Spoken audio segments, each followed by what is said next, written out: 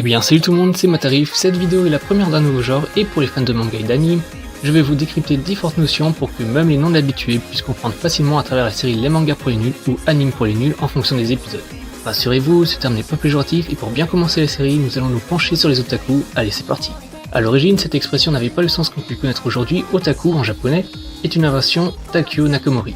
La graphie permet de distinguer les deux emplois, otaku, donc chez vous, sous sa forme distinguée, alors que otaku, c'est le passionné monomaniaque dont il est question dans cette vidéo.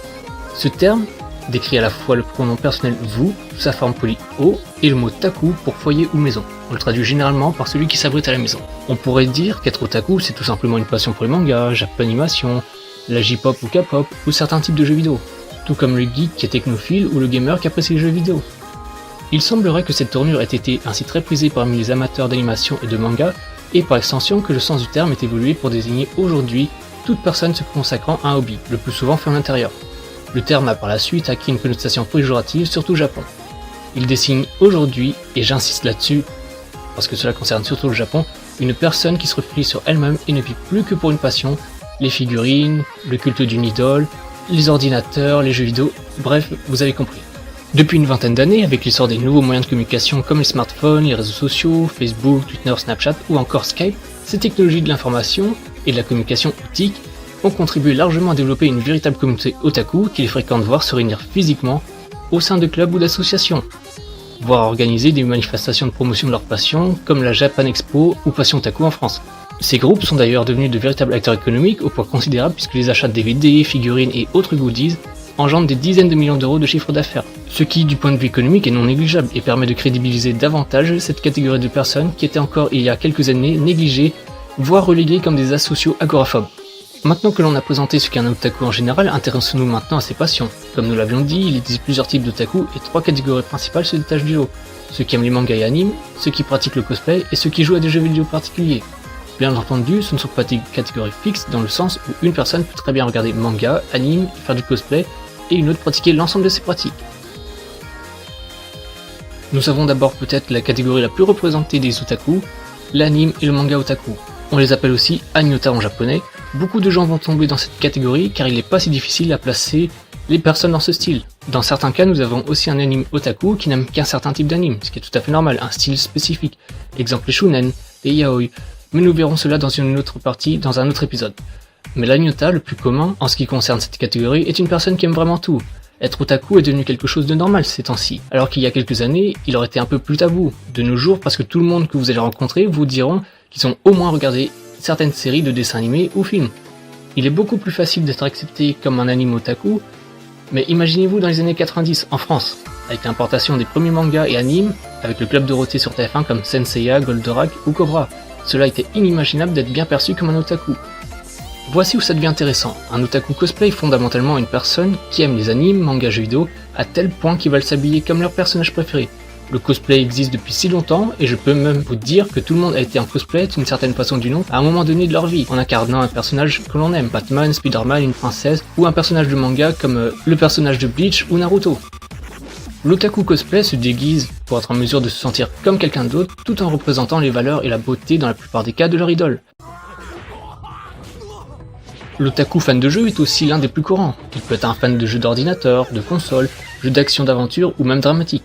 Il pourrait être l'un des types les plus coûteux parce que, comme nous le savons tous, les jeux vidéo se vendent en moyenne entre 30 et 40 euros pour les jeux PC et jusqu'à 60-70 euros sur console.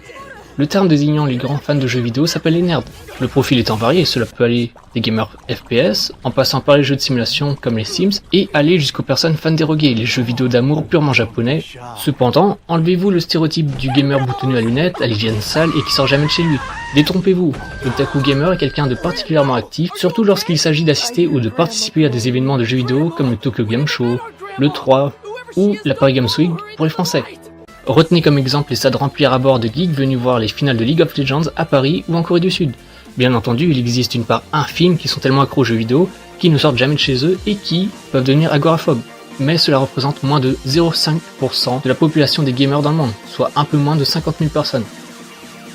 Je viens de vous décrypter en détail les 3 principales catégories d'otaku, mais en vérité on peut classer les otaku en 12 catégories, les 3 premières étant les plus importantes et les plus répandues, mais maintenant voici en bref les 9 autres catégories d'otaku que vous pourriez rencontrer IRL ou dans les futurs animes, mangas et jeux que vous verrez.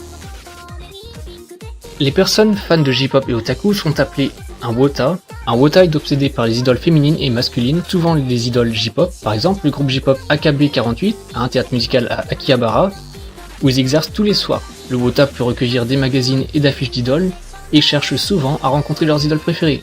Bien sûr, il existe des cas extrêmes où certains d'entre eux sont des stalkers, ce sont des personnes qui vont surveiller, voire même espionner leur idole, savoir ce qu'elles vont faire tous les jours, 24 heures sur 24, et c'est très proche du harcèlement, et cela se rencontre particulièrement au Japon.